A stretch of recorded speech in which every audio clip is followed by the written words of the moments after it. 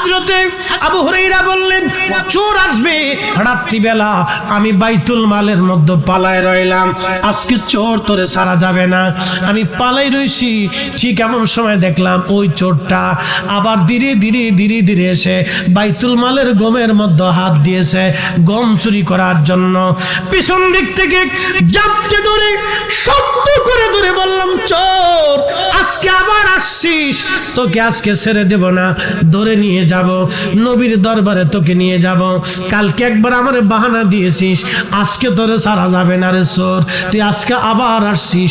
চোর এবার কেঁদে দিয়ে বলল, আবু হুরায়রা রে, আমারে মাফ করে দাও, আমার বাচ্চারা না খেয়ে রইছে, বাচ্চারা ক্ষুধার কারণে কান্না করতেছে, এই জন্য আমার বড় দয়া হচ্ছে রে আবু হুরায়রা, আমার সন্তানরা না খাওয়া, আমারে কষ্ট দিও না, আমার বাচ্চারা ক্ষুধার্ত, আজকে তুমি আমার ছেড়ে দাও, আমি আর কোনোদিন আসবো না।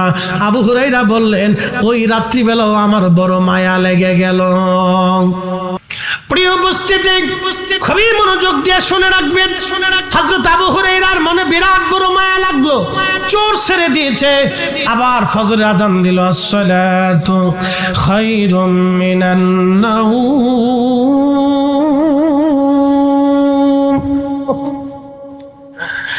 আজান পড়ার পরে সমস্ত সাহাবীরা মসজিদে নববীতে আল্লাহর হাবিবের পিছনে নামাজের জন্য চলে গেলেন। আবু হুরায়রা বলেন, আবু নামাজের কাতারে নামাজ শেষ করার পরে আল্লাহর নবীর আদত ছিল প্রত্যেক ফজরের নামাজের পরে নবীজি ঘুরে বসে সাহাবীদেরকে তালিম তরবিয়ত দিতেন। আল্লাহর নবী ঘুরে বসে জিজ্ঞাসা করলেন মুস্কি হাসি দিয়া, আবু হুরায়রা, রাতের চোর বাইতুল মালে আজকে কি বলছে? আবু হুরায়রা মুস্কি হাসি দিয়ে বলেন, ইয়া রাসূলুল্লাহ, ছেলে সন্তান মেয়েরা ক্ষুধার্তর অভিযোগ দিয়েছে, কান্নাকাটি করছে, আমি আবু হুরায়রার মনে বড় মায়া লাগছে, হুজুর আজকেও চোর আমি ছেড়ে দিয়েছি, চোর আজকেও ছেড়ে দিছি। আল্লাহর নবী ডাক দিয়ে বলেন, আবু হুরায়রা, তুমি চোর ছেড়ে দিয়েছো, সে বড় মিথ্যাবাদী ধোঁকাবাজ, সে কালকে রাত্রিবেলা আবার আসবে। একসাথে বলবেন আল্লাহু আকবার। না না, আরো জোরে বলেন আল্লাহু আকবার। নবীর দরবারে খবর আসে না নাই, এজন্য ওনার নাম নবী। নবী শব্দের অর্থ হলো যিনি অদৃশ্যের সংবাদ দিয়ে দেন, তাকে নবী বলা হয়। যিনি গায়েবের সংবাদ দেন, অদৃশ্যের খবর দেন, তিনি নবী, তিনি নবী। হযরত আবু হুরায়রা রাদিয়াল্লাহু আনহু বললেন, আল্লাহর নবী যখন বলছে রাতের চোর আবার আসবে, আমার দৃঢ় বিশ্বাস চোর আবার আসবে। তৃতীয় রাত্রিবেলা চোর ধরার জন্য আমি বাইতুল মালের এক কোণে বসে রইলাম, দেখি আজকে চোর কেমনে আসে, আজকে আর ওরে সহজে ছাড়া যাবে না। আবু হুরায়রা রাদিয়াল্লাহু আনহু নিয়ত করে বসে আছেন। গভীর রাত্রিবেলা দেখে ধীরে ধীরে সেই চোর আবার আসছে, গমের ভিতরে হাত ঢুকাই দিছে গম নেওয়ার জন্য। হযরত আবু হুরায়রা পিছন দিক থেকে জাপটে ধরলেন, চোর রে, আজকে আর তোরে ছাড়া যাবে না, আজকে 3 রাত তুই আমার সঙ্গে বাহানা করতেছিস, আজকে তোকে রসুলের দরবারে ধরে নিয়ে যাব। চোর ডাক দিয়ে বলে, আবু হুরায়রা রে, তুমি আমাকে ছেড়ে দাও। আবু হুরায়রা, তুমি যদি আমার ছেড়ে দাও তাহলে তোমাকে আমি একটা দোয়া শিক্ষা দিয়ে যাব, এমন একটা কালাম তোমারে শিখাবো। ও আবু হুরায়রা, কোরআন শরীফ থেকে এমন একটা আমল তোমারে শিখাবো, যে আমলটা করলে সারা রাত তোমার ঘরের মধ্যে ফেরেশতা পাহারা দিবে, শয়তান তোমার ঘরের মধ্যে ঢুকতে পারবে না। চিৎকার মেরে জোরে বলেন না মারহাবা। আবু হুরায়রা বলে, সত্যি কি শিখাবা? বলে, হ্যাঁ সত্যি তোমারে শিখাবো, তুমি যদি আমার ছেড়ে দাও তাহলে আমলটা শিখাই দিয়ে যাব। হযরত আবু হুরায়রা বলেন, আচ্ছা ঠিক আছে, ছেড়ে দিলাম, তো আমলটা তুমি আমারে শিখাও। বলে, আবু হুরায়রা রে, আয়াতুল কুরসি, আয়াতুল কুরসি, আয়াতুল কুরসি, আল্লাহু লা ইলাহা ইল্লা হুয়াল হাইয়ুল কাইয়্যুম লা তাখুযুহু সিনাতুন ওয়ালা নাওম। এই আয়াতুল কুরসি তুমি যদি রাত্রিবেলা এশার নামাজের পরে ঘুমানোর আগে তুমি তোমার রাতের ঘরে যদি তুমি তেলাওয়াত করে ঘুমাও, তাহলে তোমার দরজার পাশে অথবা তোমার ঘরের ভিতরে তোমার বিছানার পাশে আল্লাহর একজন রহমতের ফেরেশতা দাঁড়ায় থাকবে। সারা রাত্র ভোর শয়তান তোমার ঘরে আসতে পারবে না, ঢুকতে পারবে না। কোরআন শরীফের আয়াতুল কুরসি যদি আপনি তেলাওয়াত করে ঘুমান, মুসলমানের ঘরে ঘরে কোরআনের আওয়াজ দরকার। আজকে মুসলমানের ঘরে ঘরে কোরআনের আওয়াজ বাদ দিয়া ফেসবুকের আওয়াজ চলে গেছে, ইউটিউবের আওয়াজ চলে গেছে, স্টার জলসা ঢুকে গেছে, জি বাংলা ঢুকে গেছে, নাটক সিনেমা ঢুকে গেছে, গান বাজনা ঢুকে গেছে। যেমন মহিলারা তেমন বেডারা দুই গ্রুপে পাল্লা পাল্লে দেওয়া শুরু হয়ে গেছে। এইভাবে যদি কোরআনের আওয়াজ, নবীর দুরূদ সালাম, দুআ দুরূদ মিলাদ মাহফিল যদি ঘরে ঘরে থেকে বন্ধ হয়ে যায়, আমি সময় দিলাম মাত্র 10 বছর, মাহফিল বন্ধ করে দেন, পীর মাশায়েখদের দরবারে আসা যাওয়া বন্ধ করে দেন, ঘরে ঘরে দুআ মিরাত কোরআন খতম বন্ধ করে দেন, ওয়াজ মাহফিল বন্ধ করে দেন, মাত্র 5 বছরে দেখবেন লাকসামই ফুল মার্কেটের সামনে দিয়া, চেয়ারম্যান সাহেবের হোটেলের সামনে দিয়া, হোটেলের ভিতরে দিয়া জিন্সের প্যান্ট পরিয়া, হাফ প্যান্ট পরে আমার দেশের মেয়েরা ওনার হোটেলে খাবার খাইতে যাবে, নাস্তা করতে যাবে। এ দেশের মুসলমান কিছুই বলতে পারবে না। কথা কন না কেন?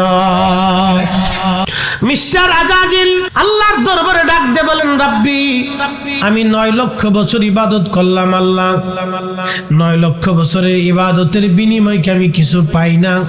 আল্লাহ বলেন, কি চাও? তখনও যদি বলে রাব্বি আমারে মাফ করে দেন, আল্লাহ কিন্তু তারে মাফ করে দেয়, কিন্তু ওর মনে বড় শয়তানি। ডাক দেখো, আল্লাহ আমারে কিয়ামত পর্যন্ত হায়াত দিবা। আল্লাহ বলেন, তা দিলাম। আর কি চাও? বলে রাব্বি আমারে তুমি তামাম পৃথিবী তাসাররুফ করব, তামাম পৃথিবী ঘুরে আসবো 1 সেকেন্ডে, 1 মুহূর্তে, এই ক্ষমতা তুমি আমারে দাও। আল্লাহ বলেন, তাও দিলাম। আর কি চাও?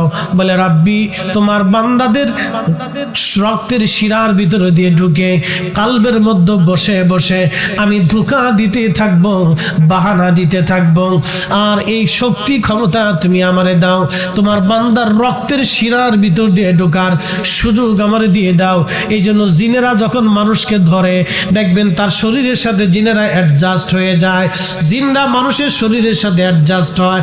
যখন এই জিনের রুগীরে বাড়ি দিবেন তখন দেখবেন যখন জিন যারা ছাড়ায়, উলামায়ে কেরাম অথবা যারা কবিরাজ আছে বা ফকির আছে, জিন যখন ছাড়ায় রোগীর শরীরে বাড়ি দিলে রোগীর গায়ে বাড়ি লাগে না, জিনের গায়ে বাড়ি লাগে। মাটির উপরে বাড়ি দিলে জিনের গায়ে বাড়ি লাগে, ওই রোগীর গায়ে বাড়ি লাগে না। দেখবেন আপনার মরিচ পোড়া দিয়ে নাকে শুকা দেয়, ওই মানুষের শরীরে এটা লাগে না, এটা জিনের শরীরে লাগে, কারণ সে ওই পোড়া বডিটাকে জিন তার নিজের নিয়ন্ত্রণে নিয়ে নেয়। আজাজিল ডাক দিয়ে বলে, রাত আমার এই ক্ষমতা তুমি দাও, মানব শরীরের রক্তের শিরার ভিতর দিয়ে ঢুকে কালবের মধ্যে বসে বসে আমি বান্দাকে ধোঁকা দিব। আল্লাহ ডাক দিয়ে বলে, আজাজিল কি করতে চাও তুমি? বলে, রাত তোর ইজ্জত জালালের কসম করে বলি, তোমার একটা বান্দাকেও আমি জান্নাতে ঢুকতে দেব না, সব ধোঁকা দিয়ে দিয়ে দিয়ে দিয়ে গুনাহ করাবো। এই জন্য দেখবেন নবীরা ছাড়া কোন ব্যক্তি মাসুম না, শুধু একমাত্র আল আনবিয়াউ মাসুমুন, একমাত্র নবীরা হলো মাসুম। নবীরা ছাড়া আর কেউ মাসুম না, সবার জীবনেই গুনাহ হয়। আর আল্লাহর ওলিরা হলো মাহফুজ, আল্লাহ তাদের ওলিদেরকে গুনাহ থেকে বাঁচায় রাখে, আল্লাহ তার ওলিদেরকে গুনাহ থেকে হেফাজত করে। একবার জোরে বলা যাবে কি মারহাবা? শয়তান ডাক দে বলে, রাব্বি তোর বান্দাদেরকে গুনাহ করে করে জাহান্নামী বানাবো, একটা কেউ জান্নাতে ঢুকতে দেব না। আল্লাহ তখন ধমক দিয়ে বললেন, হে আজাজিল তুই শুনে রাখ, আমি আল্লাহর ইজ্জত জালালের কসম করে বলতেছি, তুই শুনে রাখ, আমার বান্দারে তুই ধোঁকা দিয়া গুনাহ করাবি। আমার বান্দা গুনাহ করার পরে যদি আমি রব্বে কারীমের দরবারে ক্ষমা চাই, ক্ষমা চাইতে দেরি হবে, আমি আল্লাহ ক্ষমা করতে দেরি করব না। একসাথে বলেন আল্লাহু আকবার। আজকে ওরা কারা? যারা দোয়া বন্ধ করে দিয়েছে, ওরা হলো শয়তানের দালাল। আসতে বললেন কেন? কি বেজার হয়ে গেছে? উচিত কথায় মই বাজার, গরম ভাতে বিলাই বাজার, ডাল ভাতে কুটুম বাজার। আজকে যারা দোয়া বন্ধ করে দিয়েছে তারা শয়তানের দালালি শুরু করছে। বলে হুজুর কিভাবে বললেন আপনি? বুঝাই বলতেছি, দোয়া করবেন, রব্বে কারীমের দরবারে ক্ষমা চাবেন, ক্ষমা হয়ে যাবে। আল্লাহ বলেন কুল ইয়া ইবাদিয়াল্লাযীনা আসরাফু আলা আনফুসিহিম লা তাকুনাতু মির রাহমাতিল্লাহ।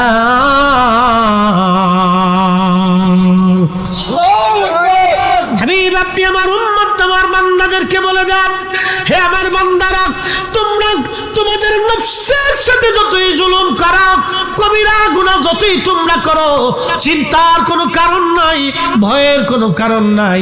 তোমরা আমি আল্লাহর রহমত থেকে তুমি নিরাশ হয়ো না। আল্লাহ বলেন তোমার জীবনের সমস্ত গুনাহগুলিকে আমি রব্বে কারীম ক্ষমা করে দিব, মাফ করে দিব। একবার জোরে বলা যাবে কি সুবহানাল্লাহ? তাহলে আপনারা বলেন দোয়া কি চলবে না বন্ধ হবে? না না, একসাথে বলেন চলবে না বন্ধ হবে? দোয়ার দরকার আছে না নাই?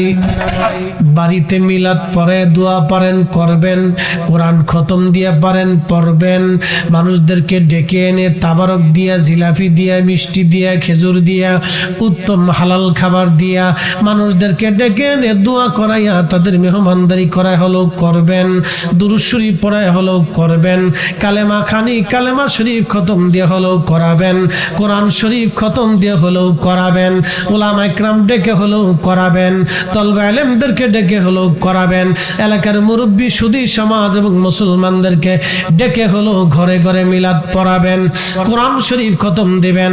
বলে হুজুর কারণ কি? বলে দিয়ে যায়, আল্লাহর কালামের উপরে পৃথিবীতে কারো কালাম হতে পারে না। নবীর দুরুদের শব্দের চাইতে এত সুন্দর শব্দ পৃথিবীতে কোনো শব্দ হতে পারে না। কি কথা কর না কেন? ঠিক কিনা? আল্লাহর কোরআনের চাইতে দামি কথা আছে? একসাথে বলেন আছে? এত দামি শব্দ পৃথিবীতে আর আছে? এটা মুসলমানের ঘরে ঘরেও হওয়া উচিত। এই যে সূরা বাকারা, সর্বপ্রথম যে সূরাটা আছে বাকারা, আজকে বলে দিয়ে যায়, কারো ঘরে যদি জিনের উৎপাত থাকে, জিনেরা দুষ্টামি করে, শয়তানের উৎপাত থাকে, দেখবেন অনেক বাড়িতে জিনের আসর থাকে, মাঝে মধ্যে নানান ডিস্টার্ব করে, মেয়েদের উত্ত্যক্ত করে, বাচ্চাদের ক্ষতি করতে চাই। সূরা বাকারা প্রত্যেকদিন রাত্রিবেলা সকালবেলা যদি আপনি তেলাওয়াত করেন, আপনার ঘরে জিন ভূত প্রেত খারাপ দুষ্ট শয়তান সব আপনার ঘর থেকে একবারে পালায় যাবে, আর আসবে না। চিৎকার মেরে জোরে বলেন আল্লাহু আকবার। কোরআনের আওয়াজ ঘরে দরকার আছে? হ্যাঁ, জোরে বলেন আছে? তো যারা কোরআন খতম বাড়িতে দিলে বেদাতের ফতোয়া দেয়, ও কোন তো করতে আসছে, ও কোন জগৎ থেকে আসলে উনি হঠাৎ করে? আল্লাহ রাসূল বলেছেন, এই সূরা বাকারার তাফসীরের ভিতর আছে, সহিহ মুসলিমে আল্লাহর নবী বলেছেন, উম্মত তোমরা ঘরকে কবর বানায়ো না, ঘরের ভিতর কোরআন তেলাওয়াত করো, ঘরের ভিতর কিছু নফল নামাজ পড়ো, ঘরের ভিতর কিছু সুন্নত তেলাওয়াত করো, ঘরের ভিতর জিকিরের শব্দ দাও, ঘরকে কবর বানায়ো না, বাড়িরে কবর বানায়ো না।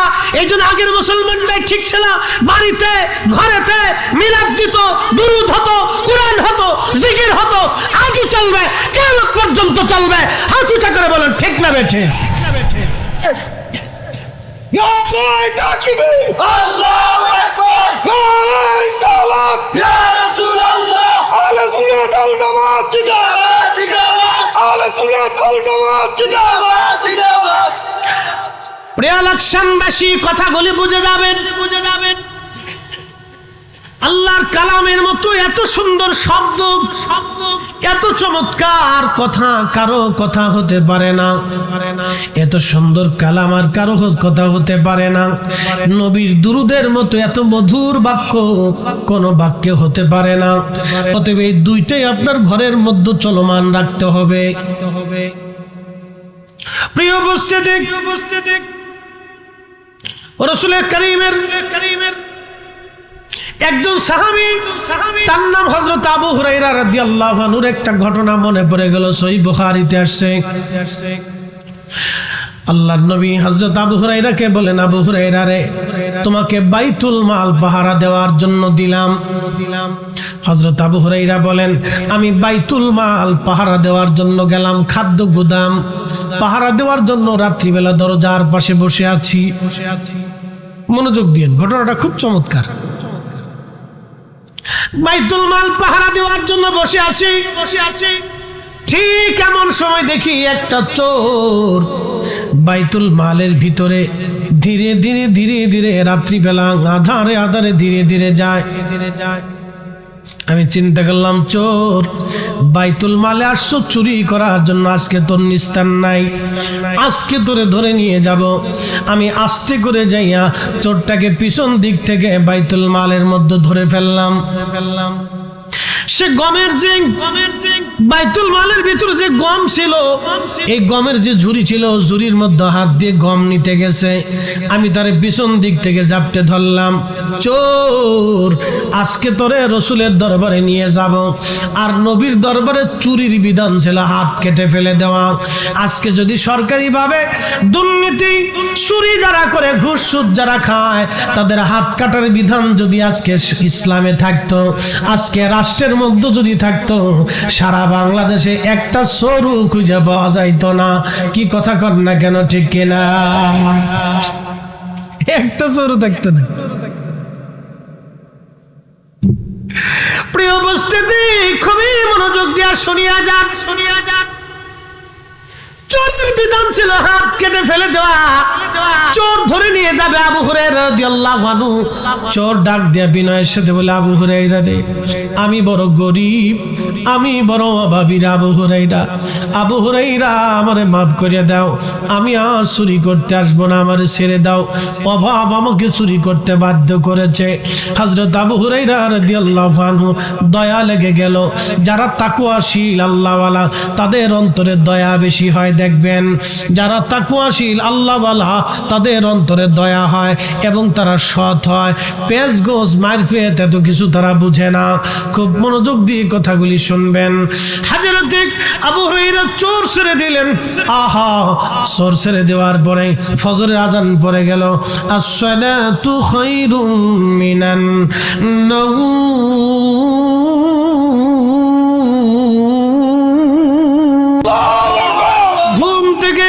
নামাজ ভালো, ঘুম থেকে নামাজ ভালো। যখন আজানের আওয়াজ পড়ে গেল, হযরত আবু হুরায়রা বলতেছেন, আমি ধীরে ধীরে ধীরে ধীরে আল্লাহর নবীর পিছনে নামাজ পড়ার জন্য চলে গেলাম। আল্লাহর হাবিবের পিছনে সালাত আদায় করলাম। ফজরের নামাজ পড়ার পরে আল্লাহর নবীর আদত ছিল ঘুরে বসে সাহাবায়ে কেরামকে তালিম তরবিয়ত দিতেন। এমন সময় নবীজি আবু হুরায়রার দিকে তাকাইয়া ছোট্ট করে মুস্কি হাসি দিয়া বলেন, আবু হুরায়রা রে, রাতের চোর আজকে কি বলছে? চিৎকার মেরে জোরে বলেন না মারহাবা। ওরে রাহমাতুল লিল আলামিন, আপনি উম্মতের জাবিন, গুনাহগারের অতি আপনজন। কথা কোন ঠিক কিনা? রাত্রিবেলা চোরের সাথে আবু হুরায়রার কথা হয়, কেউ জানে না, কিন্তু আমার রাসূলের দরবারে খবর হয়। আল্লাহর নবী ডাক দেয়া বলেন, আবু হুরায়রা, রাতের চোর কি বলেছে? আবু হুরায়রা মাথাটা নরম করে নিচু করে বলেন, ইয়া রাসূলুল্লাহ, চোর এসেছিল, ধরে ফেলেছি। অনুনয় বিনয়ের সাথে বলল, সে নাকি বড় অভাবী, আমার বড় দয়া লাগছে গিয়া নবী আল্লাহ, আমি চোর ছেড়ে দিয়েছি। আল্লাহর নবী মুস্কি হাসি দিয়ে বলেন, আবু হুরায়রা রে, চোর মিথ্যা কথা বলেছে, আগামীকাল রাত্রিবেলা চোর আবার আসবে। চিৎকার মেরে জোরে বলেন আল্লাহু আকবার। নবীর দরবারে খবর আছে না? না। আল্লাহ বলেন, কামা আরসালনা ফীকুম রাসূলাম মিনকুম ইয়াতলু আলাইকুম আয়াতিনা ওয়া ইউযাক্কিকুম ওয়া ইউআল্লিমুকুমুল কিতাবা ওয়াল হিকমাতা ওয়া ইউআল্লিমুকুম মা লাম তাকুনু তা'লামুন। কোরআন বলতেছে, হুজুর আমি আপনাকে দুনিয়াতে পাঠিয়েছি, কি জন্য পাঠাইলাম? ইয়া নবী আল্লাহ, এই জন্য পাঠাইলাম আমি আল্লাহর কোরআনের আয়াতগুলি আপনি তেলাওয়াত করে করে তাদেরকে শোনাবেন, এর বিধানগুলি আপনি জানাবেন, এর হালাল আপনি জানাবেন, এর হারাম আপনি জানাবেন, এখানে যত উপদেশ আছে আপনি উম্মতকে শিখাবেন, এর তাফসীর আপনি শিখাবেন, এর মিনিং আপনি শিখাবেন। কোরআনের দুইটা দিক আছে, একটা জাহির আর একটা বাতিন। জাহিরটা উম্মতকে শিখাবেন, বাতিনটা উম্মতকে শিখাবেন। জাহিরটা উম্মতকে শিখাবেন, বাতিনটা উম্মতকে শিখাবেন। এই কোরআনে আল্লাহ যেটা হালাল করেছেন সেটা আমাদের নবী শিখিয়ে গেলেন, যেটা হারাম করেছেন আমাদেরকে শিখাই গেলেন। এই কোরআনের হালাল হারাম, এই কোরআনের জাহিরি অর্থ, শরঈ অর্থগুলি আল্লাহর নবী হাতে কলমে প্র্যাকটিক্যাল আমাদের শিখাই দিয়ে গেলেন। কিন্তু বাতিনি আলিফ লাম মিম, আলিফ লাম রা, ইয়াসিন, তাহা, আনুন, কাফ হা ইয়া আইন সাদ, এইগুলির অর্থ আমরা কেউ জানি না, শুধু আল্লাহ বলতেন, নবী জানতেন। মাঝখানে যিনি ওহী এনেছিলেন জিবরাইল, তিনিও জানতেন না। একবার জোরে বলা যাবে কি মারহাবা?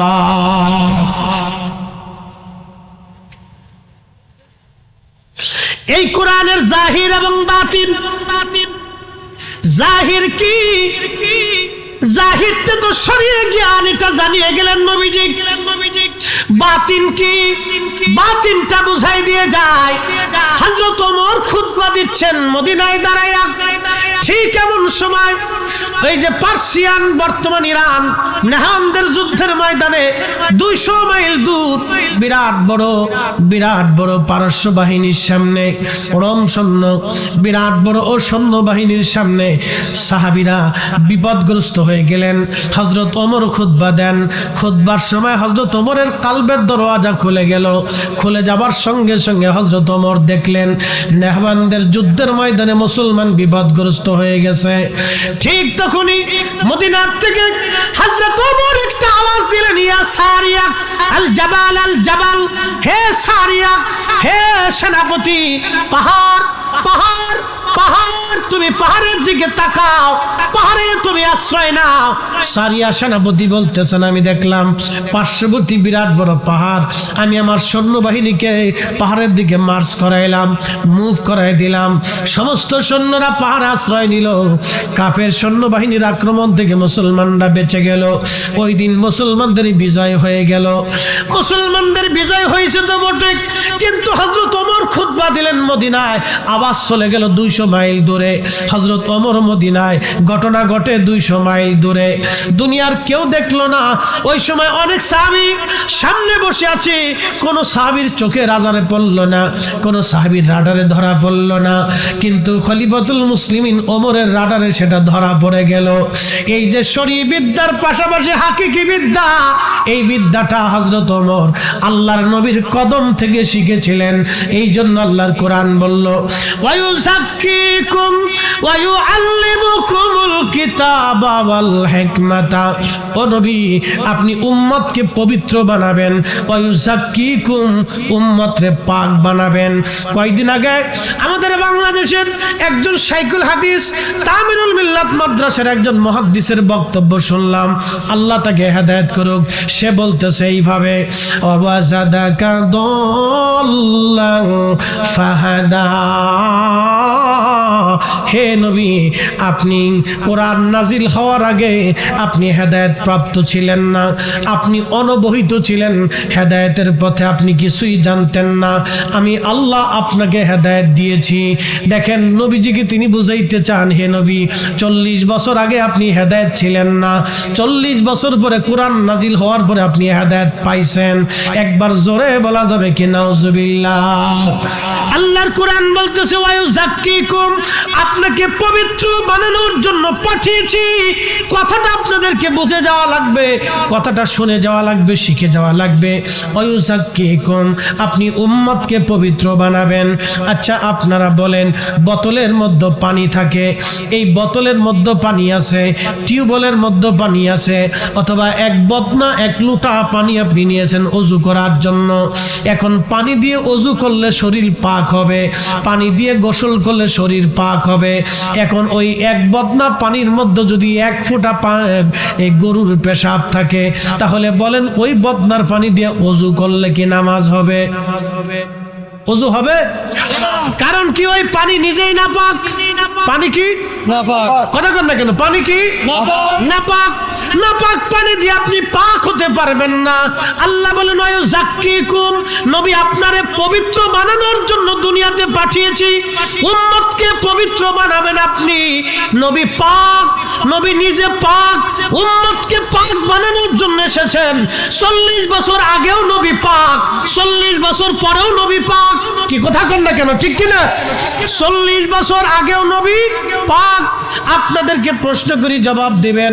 যে বলল 40 বছর আগে নবী হেদায়েতে ছিলেন না, এখন আপনারা বলেন 40 বছরে কোরআন নাজিল হওয়ার আগে আমার নবীজি জীবনে একটা মিথ্যা বলেছে? কথা বোঝা যায়? নবীজি কি একটা মিথ্যা বলেছেন? কোন নারীর দিকে, বেগানা নারীর দিকে একটা বারের জন্য ভুলেও তাকিয়েছেন?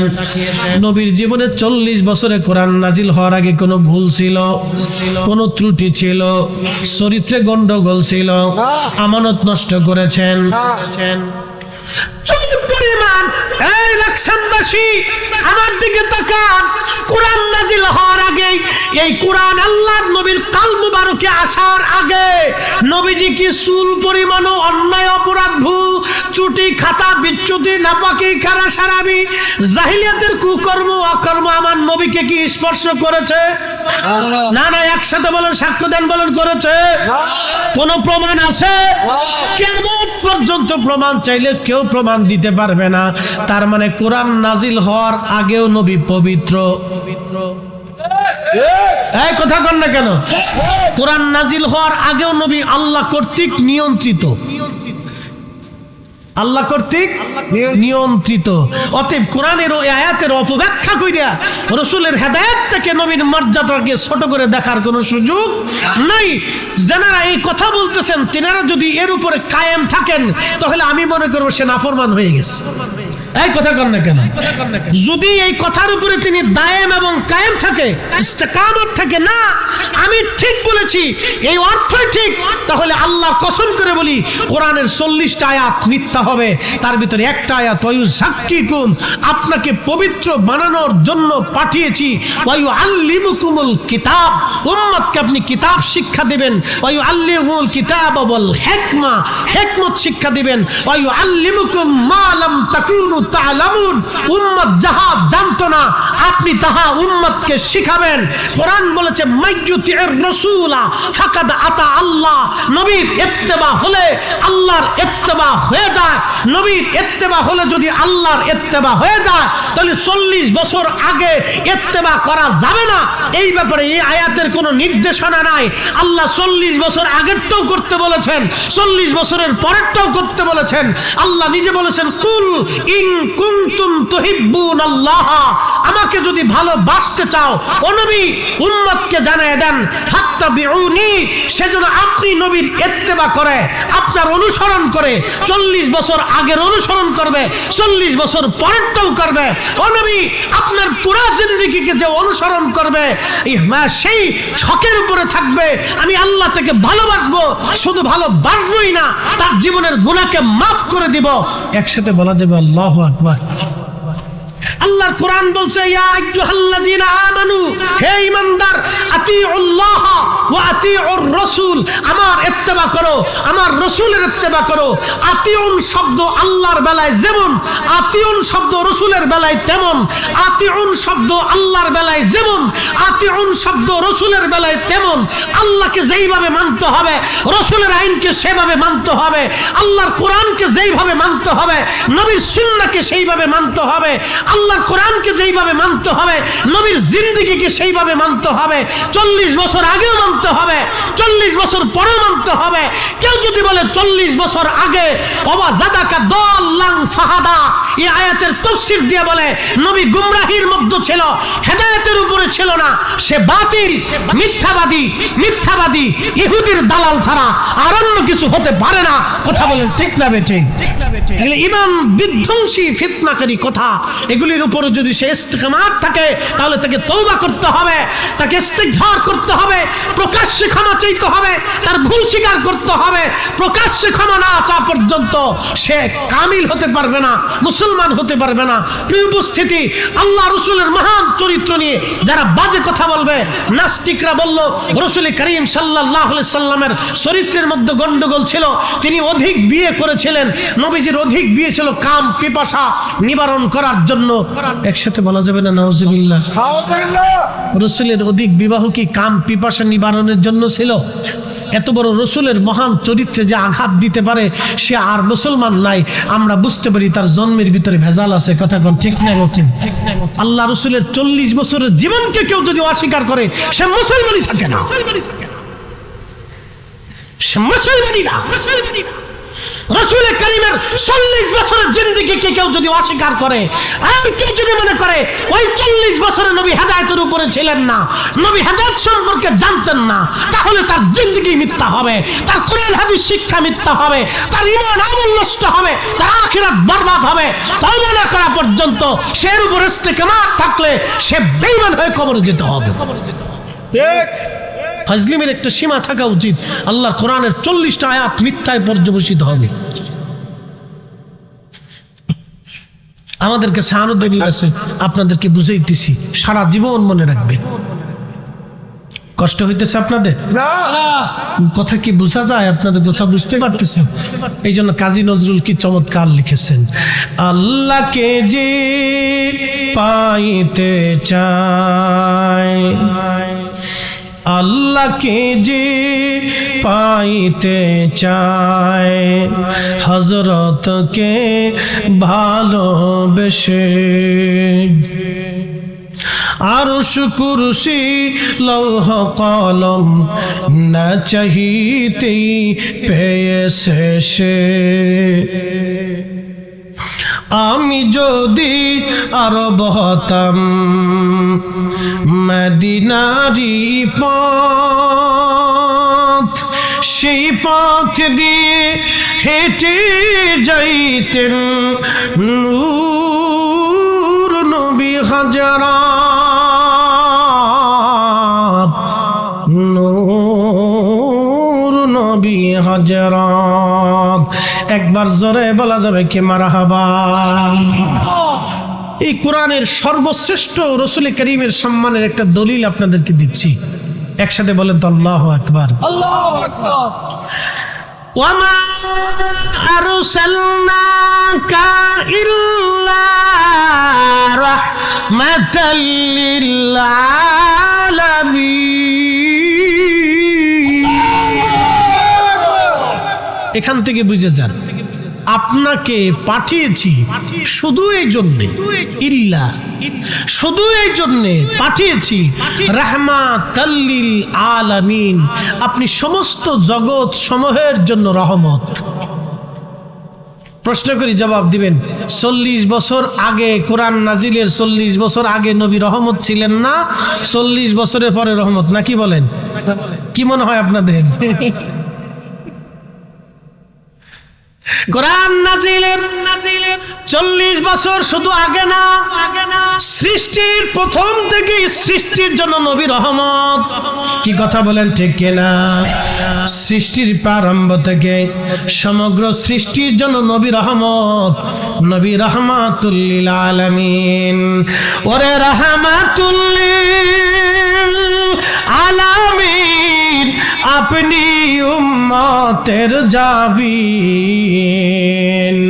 গুনাহগারের অতি আপনজন। আল্লাহর নবী নূরের নবী ও আপনি নবী আমার জীবনের জীবন।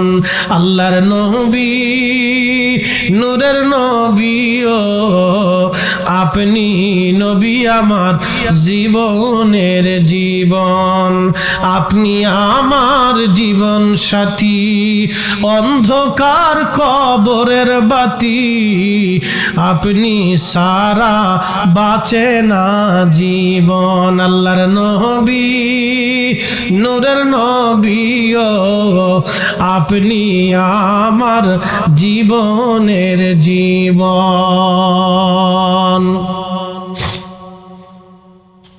হযরত আবু হুরায়রা বলেন, নবীজি বলেছেন কালকে রাত্রিবেলা চোর আবার আসবে। আমার অন্তরে একেবারে পরিপূর্ণ ইয়াকিন এসে গেল, নবী মিথ্যা বলতে পারে না। নবী কখনো মিথ্যা বলেন নাই, নবীর কথাটাই সত্য। কালকে চোর আবার আসবে বাইতুল মালে চুরি করার জন্য। আমি চোরটাকে মজবুত করে ধরার জন্য বাইতুল মালে এক কোনায় লুকায় রইলাম, কারণ আল্লাহর হাবিব বলেছে চোর আসবে। আমি 100% শিওর এবং পিওর কালকে রাত আবার চোর আসবে, এটা রাসূলের ইলম। এই জন্য সাহাবীদেরকে আল্লাহর নবী কোনো বিষয়ে যদি প্রশ্ন করতেন, এটা এতই মশহুর এবং মুতাওয়াতির পর্যায়ের সনদ, আমি এর সনদ বলে বলে শেষ করতে পারবো না। সোয়া লক্ষ সাহাবী, একজন দুইজন না, সোয়া লক্ষ সাহাবীর আকীদা বিশ্বাস ছিল নবীজি কোন বিষয়ে আসমানে, জমিনে, আখিরাতে, কবরে, হাসরে, মিজানে, ফুলসিরাতে, জান্নাতে, অতীতে, বর্তমানে, রূহে, রেহেমে, জেসেমে, জড়জগতে, নূরের জগতে, সৃষ্টির প্রথমে, আদিতে, অন্ততে, শুরুতে, শেষে, মাঝে কোন বিষয়ে আল্লাহর নবী হাজেরে গায়েবে, হাজেরে গায়েবে। কোন বিষয়ে আল্লাহর নবী যদি সাহাবীদেরকে প্রশ্ন করতেন, সাহাবীরা চমৎকার এক ভদ্রচিত জবাব দিতেন, আল্লাহু ওয়া রাসূলুহু আলাম। আল্লাহ এবং আল্লাহর নবী ভালো জানে। আল্লাহ জানে, নবী জানে, আল্লাহ জানে, নবী জানে। এটা এত পরিমাণে মুতাওয়াতির পর্যায়ের হাদিস, মশহুর, এত সনদে আসছে যে সনদ গুনে গুনে শেষ করা আমার পক্ষে সম্ভব না। সোয়া লক্ষ সাহাবী আকীদা ছিল, বিশ্বাস ছিল, একটা কথা তারা বলতেন, আল্লাহু ওয়া রাসূলুহু আলাম। আল্লাহ জানে, আল্লাহর নবী ভালো জানে। আল্লাহর পরেই যিনি জানতেন তিনি নবী, আল্লাহর পরেই যিনি জানেন তিনি নবী। আর আমরা যদি বলি নবী জানেন, আল্লাহ জানেন, নবী জানেন, কিছু ভাইরা আমাদেরকে শিরিকের ব্যাখ্যা দিবে, বেদাতের তবকা দিবে, মাজার কুজরির খেতাব দিবে, বেদাতির তবকা দিয়ে আমাদেরকে হাই চেষ্টা করবে। তুমি আমারে বেদাতি বানাইতে পারো, সাহাবীদেরকে বেদাতি বানাইতে পারবা না। আমারে মাজার পূজারি বলতে পারো, সাহাবীদেরকে পড়তে পারবা না। আমারে তুমি ওই ভণ্ড বলে গালি দিতে পারো, কিন্তু সাহাবীরা পারবা না। সোয়া লক্ষ সাহাবী যেইভাবে বিশ্বাস করতেন হাজেরে গায়েবে, আল্লাহু ওয়া রাসূলুহু আলাম, আল্লাহ জানে, নবী জানে। আমরা সুন্নিরা মানি আল্লাহ জানে, নবী জানে।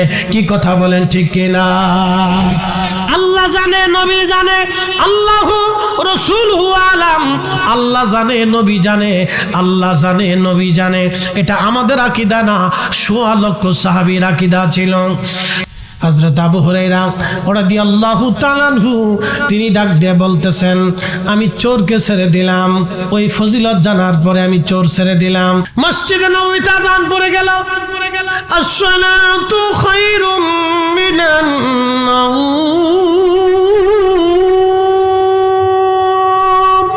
ঘুম থেকে নামাজ উত্তম, ঘুম থেকে নামাজ ভালো।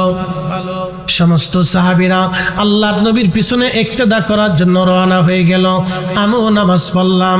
ফজরের নামাজ পড়ে নবীজি ঘুরে বসে আমার দিকে তাকায় মুস্কি হাসি দিয়ে বলল, আবু হুরায়রা আজকে চোর কি বলেছে?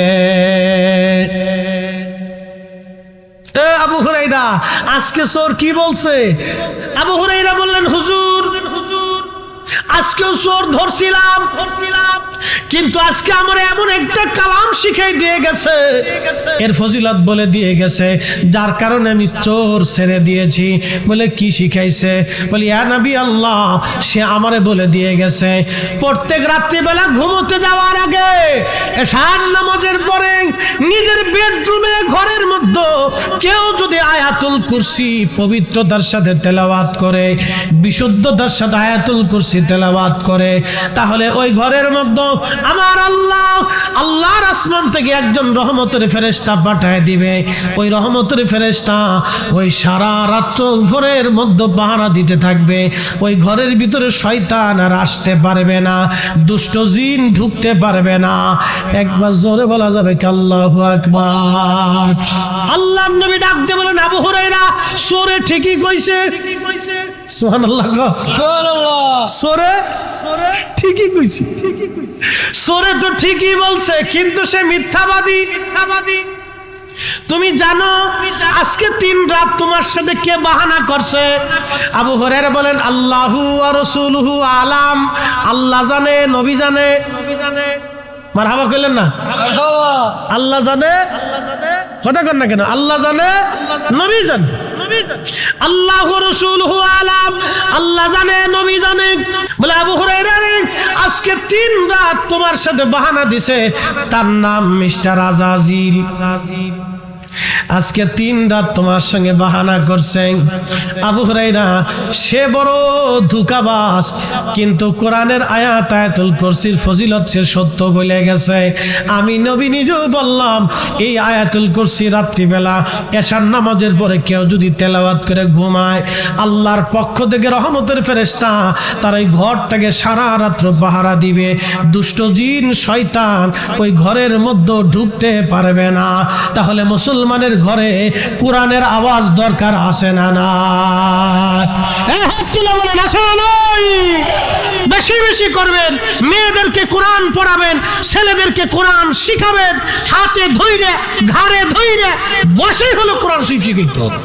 কারো শরীরে যদি ডায়াবেটিস একবার আসে, তার জীবনের 50% শেষ হয়ে যায়, যৌবন শেষ হয়ে যায়, শক্তিমত্তা শেষ হয়ে যায়, চোখের আলো কমে আসে, কানের শক্তি কমে যায়, জবানের পাওয়ার কমে আসে, পেটের ক্ষুধার পাওয়ার কমে যায়, শরীরের হাত পার কর্মক্ষমতা কমে যায়, ব্রেনের স্মৃতিশক্তি তার কমতে থাকে, এক এক করে প্রত্যেকটা পার্শ্বপাতি তার দুর্বল হতে থাকে।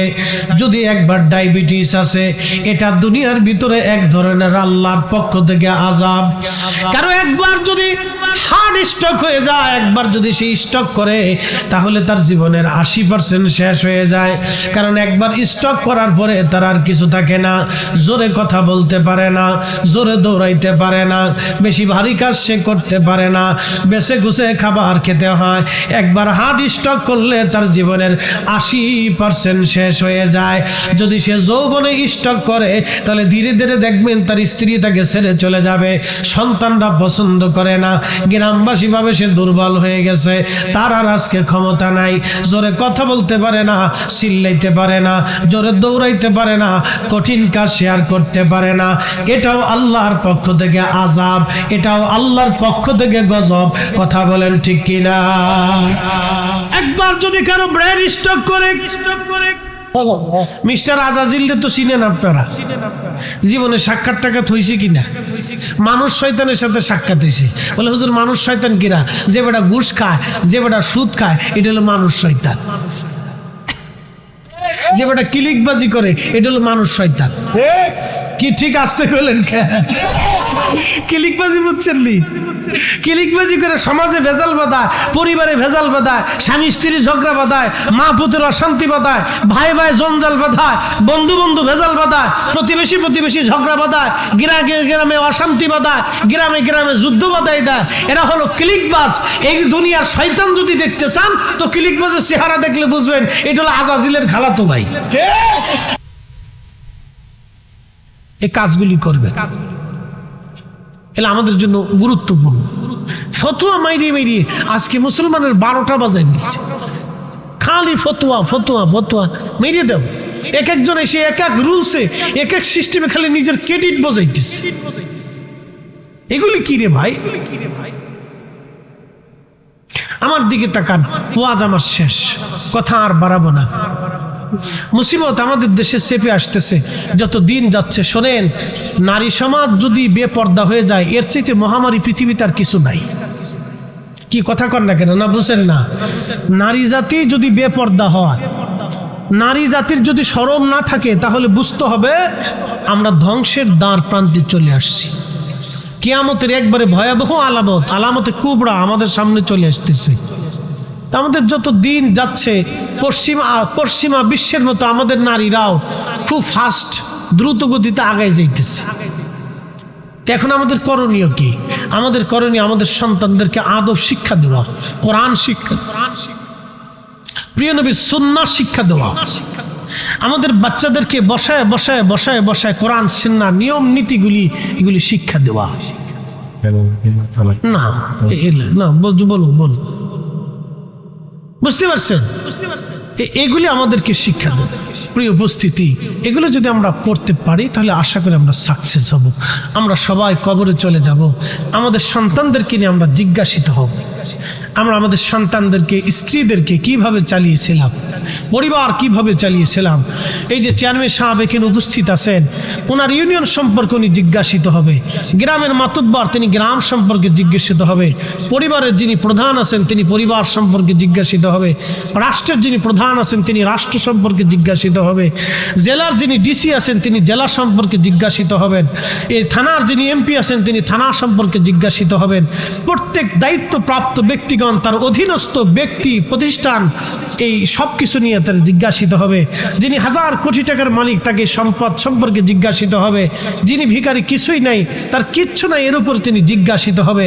যিনি আলেম আছেন, মাদ্রাসার মুহাদ্দিস আছেন, প্রিন্সিপাল আছেন, তিনার এই মাদ্রাসার সম্পর্কে তিনি জিজ্ঞাসিত হবেন। আমি বক্তা, আমার জীবনের বক্তব্য কথা সম্পর্কে আমি জিজ্ঞাসিত হব। প্রত্যেকটা বান্দা তার জীবনের উপর জিজ্ঞাসিত হবে সেই দিন আল্লাহর আদালতে। তো এই জিজ্ঞাসা থেকে, প্রশ্ন থেকে বাঁচার জন্য আমাকে আপনাকে অবশ্যই আমাদের সন্তানদেরকে কোরআন সুন্নাহর দিকে ধাবিত করতে হবে। কোরআন তাদের হৃদয়ে গেঁথে দিতে হবে, বুঝাইতে হবে, পড়াইতে হবে। আমাদের নারীদেরকে পর্দার ভিতরে খাস পর্দা শিখাইতে হবে। শোনেন, খালি বুরকা মুড়ি দিয়ে দিয়ে রাস্তায় দিলেই পর্দা হয়ে যায় না। আজকে আসার সময় ব্রিজের পাশে দিয়ে এক বুরকাওয়ালা বেডি আর এক বেডার লগে বইসা ধস্তাধস্তি করতেছে। কি বলবেন? আমি দেখি হাসতে হাসতে পারছি, আর শয়তান বুরকার ভিতরে ঢুকে গেছে। বুঝতে পারছেন? বুরকার ইজ্জত শেষ। হাত মোজা, পা মোজা, সিনার কোনো কায়দা নেই, মাঠ থেকে পা পর্যন্ত ঢাকতেছে। বোটানিক্যাল গার্ডেনে দেওয়া চুপচাপ বৈশা প্রেম নিবেদন চলতেছে। সি সি সি সি, বুরকার ইজ্জত শেষ। এই জন্য খাস পর্দা শিখাইতে হবে। খাস পর্দা বুঝেন, মেয়েদেরকে পর্দা শিখাইতে হবে যে পুরুষ থেকে কিভাবে নিজেকে নিরাপত্তা দিতে হয়, এটা শিখাইতে হবে। এটা আপনার স্ত্রীর দায়িত্ব, আপনার মায়ের দায়িত্ব, আপনার বোনের দায়িত্ব, তার পরবর্তী জেনারেশনকে শিখাই দেওয়া। আপনি যেমন বাচ্চাকে রাস্তা পার হবেন কেমনে শিক্ষা দেন, স্কুলে কেমনে যাবেন শিক্ষা দেন, বড়দের সাথে কিভাবে সালাম দিতে হবে, কথা বলতে হবে শিক্ষা দেন, কিভাবে লিখতে হবে শিক্ষা দেন, কিভাবে কথা বলতে হবে শিক্ষা দেন। ও আপনার মেয়েটাকে ওইভাবে পর্দা শিক্ষা দিতে হবে। আপনার ছেলেটাকে ব্যবহার শিক্ষা দিতে হবে, তাকে ন্যায় নীতি শিক্ষা দিতে হবে। হালাল হারাম ছোটকাল থেকে বুঝাইতে হবে যে এটা হারাম, এটা হালাল, এটা বৈধ, এটা অবৈধ, এটা করা যাবে, এটা করা যাবে না, এগুলি শিখাইতে হবে। বুঝতে পারছেন? এজন্য আমাদেরকে এগুলি শিখতে হবে। আল্লাহ আমাদের প্রত্যেকের তৌফিক দিক, সকলে বলেন আমিন। আসেন নবীজিকে দাঁড়ায় সালাম জানাই, ইয়া নবী সালাম।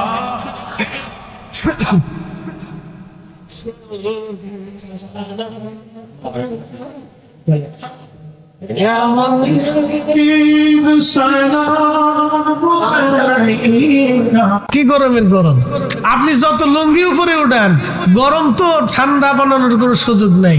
আবার আল্লাহ দয়া করে বৃষ্টি দিয়ে আবার সারা বাংলাদেশ ঠান্ডা বানাই দিছে। কথা কোন ঠিক কিনা? ঠিক কিনা? তাহলে এই অপরিসীম ক্ষমতার মালিককে এ দয়ার মালিককে। তাহলে ইবাদত হবে কার? জিকির হবে কার? আইন মানব কার? আল্লাহ যাহা আদেশ করছেন তাহা মেনে চলবো, যাহা নিষেধ করছেন তাহা ছেড়ে দিব। কথা বলেন ঠিক না বেঠি? ঠিক না বেঠি? যদি না দেই তাহলে কি হবে? আল্লাহর কোরআন আরো বলতেছেন, ظهر الفساد في البر والبحر بما كسبت أيدي الناس ليذيقهم بعد الذي عملوا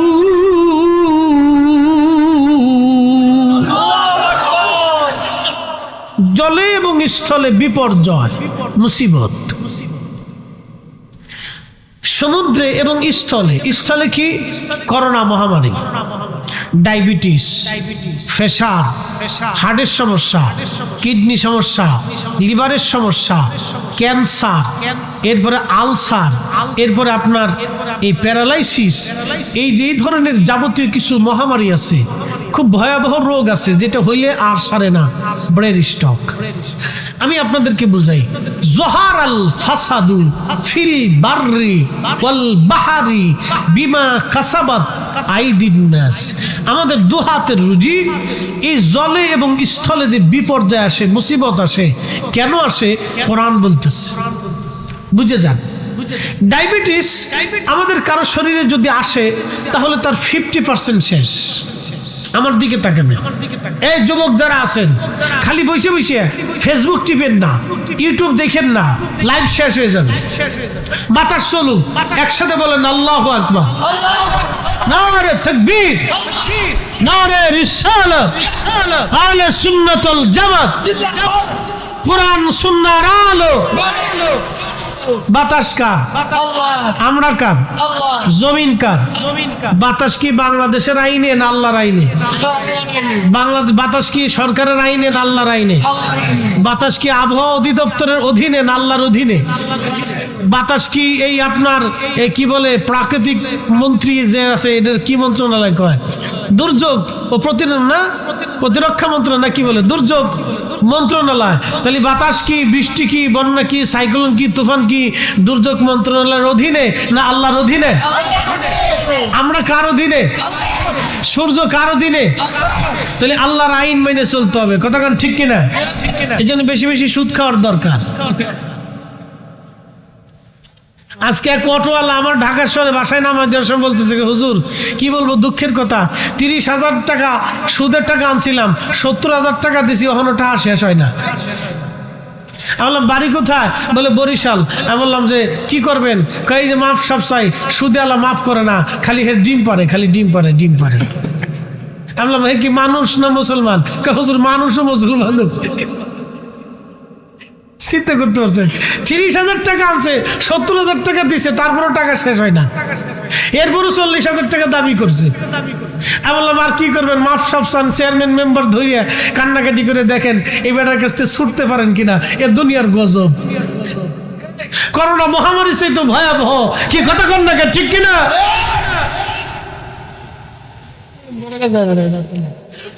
প্রিয় মুসলমান, লাকসামবাসী খুবই মনোযোগ দিয়ে কথাগুলি শুনে যাবেন। আল্লাহর কোরআন বলল, জহারাল ফাসাদু ফিল বাররি ওয়াল বাহরি বিমা কাসাবাত আইদিন নাস।